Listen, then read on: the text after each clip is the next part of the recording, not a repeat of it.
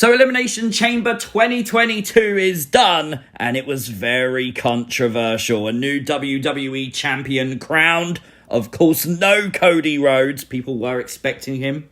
But let's break down the entire pay-per-view. This is things you might have missed. And before we get started, make sure you've hit the like button. And if you are new to the channel, hit the subscribe button too. It's free!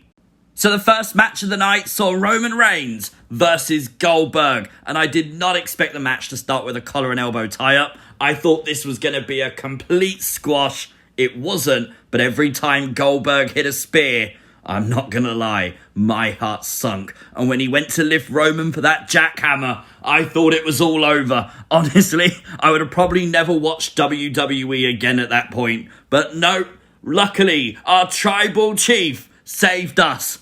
Thank you, Roman Reigns. As Roman Reigns put Goldberg to sleep and defeated the icon. Roman Reigns retaining the WWE Universal Championship. And then Brock Lesnar at the end of the night won the WWE title. And WWE have confirmed Wrestlemania is champion versus champion. Now, this does say that this was the plan the whole time. They had the graphic made. This wasn't a spare of the moment decision because obviously Lashley was taken out of the Elimination Chamber match. Now, I'm assuming he's okay. I'm assuming this is some kind of work. I hope Lashley's perfectly healthy. But my God, that left a bitter taste a little bit. The buckle bump from Seth to Austin Theory put Lashley away and Lashley had to be escorted out. But we have to talk about Austin Theory. Dude tried to escape the chamber and Brock got hold of him. And it didn't end well as Brock Lesnar F5'd him from the top of the pod to the outside of the ring. Oh God, he literally killed him. Brock Lesnar is a absolute monster. And you know what? I'm not mad. I should be, I suppose, but I'm not. I guess what they're doing is they're keeping Lashley looking strong to do Lashley Brock in the future. That's what I assume. It's the only guess I can come up with at this point. But as we said at the top of the video, there was no Cody Rhodes. There was a lot of hype on Twitter. I was on Conman's stream. The hype was there too. That when Lashley got removed, maybe Cody would have replaced him. Obviously, no, it did not happen. We did, though, get the return of Alexa Bliss. She was in the Elimination Chamber match as advertised, and she's not cured. She was definitely still playground Alexa tonight, at least, going into the Elimination Chamber. Gotta say, I thought it was going to be Alexa and Liv starting off. I literally nearly lost my mind. But did you notice when Alexa got in the chamber, she went up to Doudrop, she went up to everyone, staring them in the face. She wanted to get in everyone's mind. And then she got in the pod, and it had a damn swing in it. So, yeah, that's not gone away. WWE, I don't know what those therapy sessions were about, but, well, Alexa Bliss is still the same. I don't know, but the crowd were into her, man. The crowd popped for Alexa Bliss. And if I was WWE, I think they might have made the wrong decision tonight. Now, first off, did you notice Alexa Bliss go for some kind of Sister Abigail mandible claw-like move? She did try something here. Obviously, Bianca countered it pretty quick, but it went to happen. Now, is Alexa Bliss's therapy over? This is the big question. On Raw, what happens next will be very telling because tonight she lost. Spoiler, she lost. And if she loses, does that mean that she's not cured? Does that mean she's not okay? And are we going to see Alexa Bliss somehow inject herself into the WrestleMania main event? There is rumours it could be a triple threat match. Is that a possibility? Could she attack Bianca? Maybe.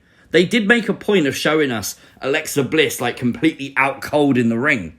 Why would you do that? I don't know. Like, there's something else I feel like there's going on here, but I got to give a shout out as well to Liv Morgan, who looked like a beast in this match. The commentary team did big her up a lot, and I've got to say, at times, again, my heart sunk when Bianca held her up. It's like, please put her down. Doudrop putting her poor face into all the steel. Oh, and then this. Oh my God, you can imagine my reaction. Liv and Alexa both up for a double suplex at the same. It's like Vince McMahon hates me, God damn it. Honestly, why would you do that to me? Alexa Bliss did go onto Twitter to say thank you for the warm welcome back. You are all amazing. Hashtag Elimination Chamber. So obviously she's very thankful for the fans and the warm reception she received. But as I said, I think Monday's Raw and what she does on that show will be very telling of what's next. Really, what's next for Alexa Bliss. Obviously, she didn't have Lilly tonight, and that was something the therapist really did drum home to her. So something's happening for sure. Now, as you might have missed, Alexa Bliss has 3 new Funko Pops coming out. One's a chase, one's a normal release, and one is a Walmart exclusive. You can clearly see which one's on the screen. I might have done it backwards, but that is a new thing for me. Now, here's something you don't see every day. Of course, the WWE producers, ahead of Elimination Chamber a couple of days ago, out partying. You've got Daivari, Jamie Noble, you've got Adam Pearce, Abyss, Shane Helms, and Michael P.S. Hayes. WWE did show the WWE superstars partying in Jeddah. I thought this was quite a fun way to do it. One thing I like about these events is you see different culture, and that's the thing. That is the main thing I think here from takeaway from this show. A lot of people say they're controversial. I get it, but when you see the WWE superstars having fun, how long does that narrative last now?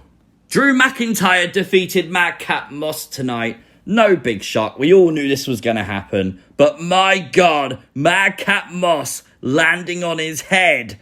Oh, that was awful. Like a reverse Alabama slam. Madcap, look at his head. Like, that is nuts. And obviously very worrying, let's not lie. But the dude looked like he was absolutely fine, continuing to wrestle. The referee obviously instantly checking on Madcap Moss. Do you know what? I went back. It took 49 seconds for Madcap Moss to then take another move. How ridiculous is that? I would have been done. I would have probably been dead at that point. So mad respect for him.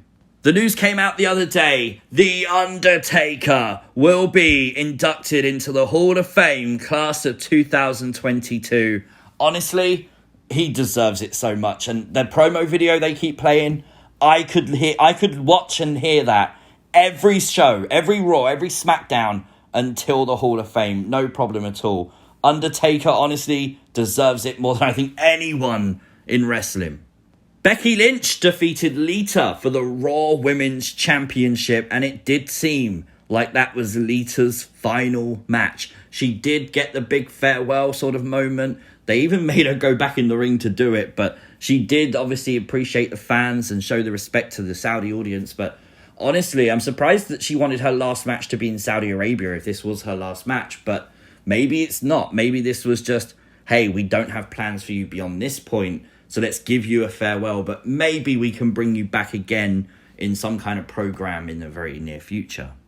Obviously, if you're attending SmackDown the night before WrestleMania, you get 2 in 1 as the Hall of Fame ceremony takes place literally moments afterwards. So maybe if you're in Dallas, it's worth going to that show for sure. Ronda Rousey came to the ring in a bathrobe. No, she didn't. Honestly, she didn't. She came to the ring in a judo outfit. Very accomplished fighter is Ronda Rousey. With one hand tied behind her back, she still locked in the armbar and won. But the real accomplishment here is this referee. How many men have tied up Ronda Rousey, do you think? WrestleMania is 42 days away. I loved doing this last year, so I'm doing it again.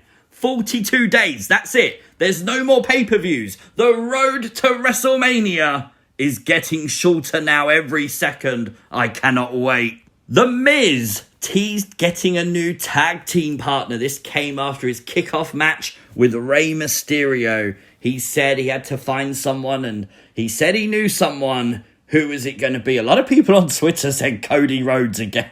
Why would Cody team? Oh, could you imagine Vince made him a tag team with The Miz?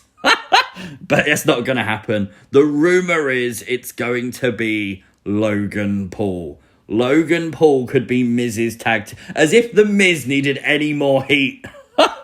Oh boy, Logan Paul looking to return to the WWE. Unfortunately, that is a thing. I'm sorry.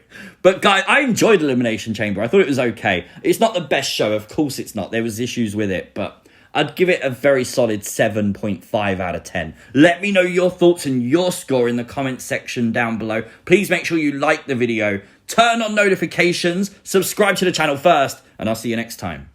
Peace!